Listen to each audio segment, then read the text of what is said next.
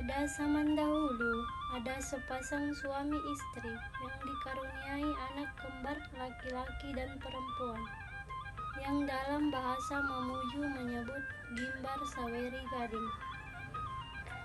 Konon pada waktu mereka dilahirkan, orang tuanya langsung memisahkan kedua anak itu, bayi sampai mereka dewasa. Kedua anak ini tidak pernah bertemu, karena pada waktu dilahirkan anak perempuan disimpan di dalam kamar dan tidak seorang pun yang bisa memasuki kamar tersebut kecuali kedua orang tuanya.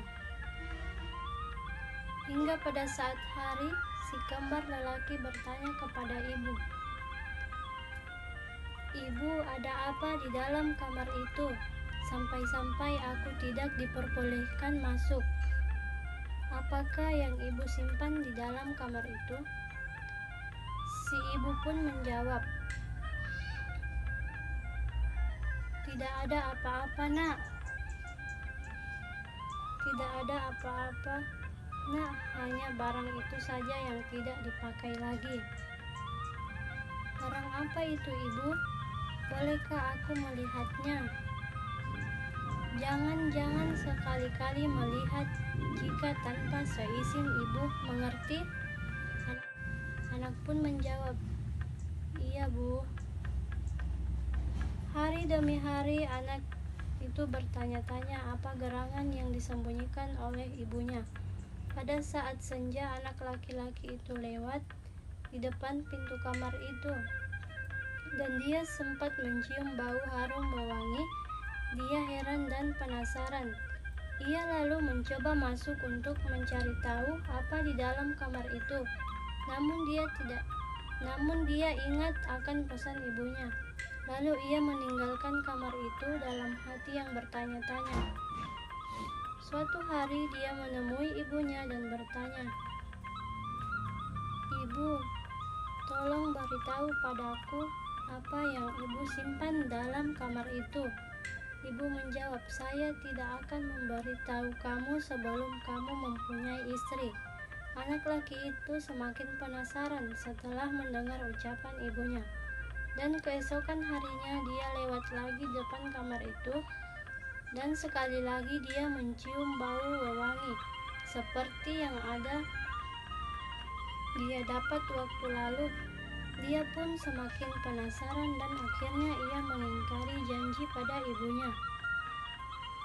Dan dia pun langsung membuka pintu kamar itu. Ia tersentak kaget karena melihat seorang gadis cantik, yaitu kembarannya. Setelah ia melihat kembarannya, dia berkata dalam hati, "Inikah yang dirahasiakan oleh ibu selama ini?" Tanpa sepatah kata ia keluar dari kamar itu dan langsung menemui ibunya di depan. Ia berkata, Ternyata yang ibu rahasiakan selama ini adalah seorang wanita cantik." "Siapakah wanita itu, Ibu?" Ibu menjawab, "Dia itu adikmu, Nak, saudara kembarmu." Namun anak laki-laki membantah dan tidak percaya kalau ia mempunyai saudara kembar. Ia pun semakin penasaran. Keesokan harinya ia menemui ibunya dan meminta restu untuk menikahi gadis itu, saudara kembarnya. Namun apa yang dikatakan oleh ibunya? Wahai anakku, saya tidak akan menuruti permintaanmu itu. Apabila kami menikahi saudara kembarmu itu, kamu akan menjadi bencana yang sangat besar dalam dunia ini. Kumohon urungkan niatmu itu, Nak.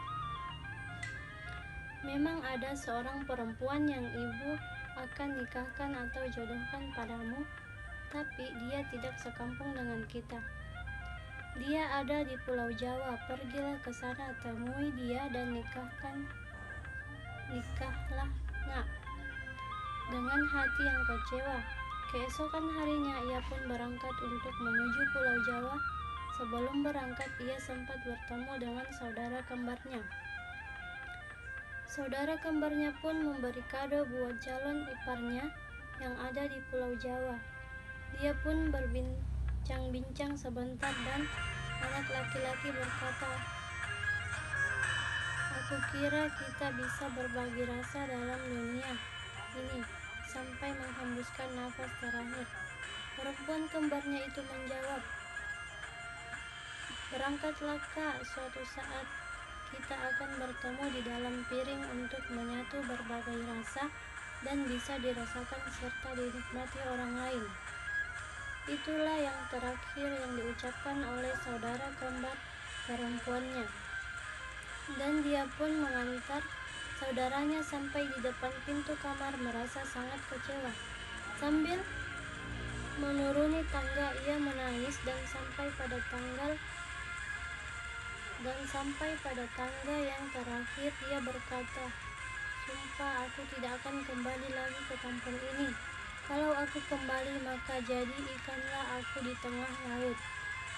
Sesampai di Pulau Jawa, dia mencari perempuan yang telah diceritakan ibunya, dan ternyata perempuan itu tidak ada bedanya dengan adik kembarnya yang ada di kampung, dan akhirnya mereka menikah dan dikaruniai 2 orang anak.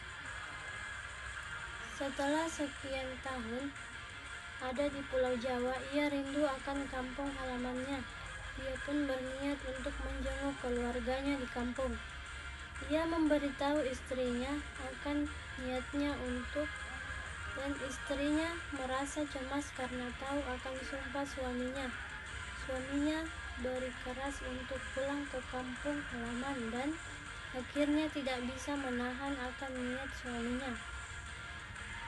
Sang suami pun berangkat untuk menyeberangi lautan untuk bertemu keluarganya di kampung, dan akan tetapi perjalanan tiba angin tertiup sangat kencang dan dia pun berubah menjadi ikan tongkol. Dan akhirnya dia bisa bertemu dengan saudara kembarnya dalam piring saja dan dapat kita rasakan dengan nikmat dan lezat, dan dapat membuat orang kenyang karena laki-laki menjadi ikan dan si perempuan menjadi padi atau beras. Akhirnya mereka bisa menyatu dalam leher saja. Itulah janji saudara kembar perempuannya. Sekian.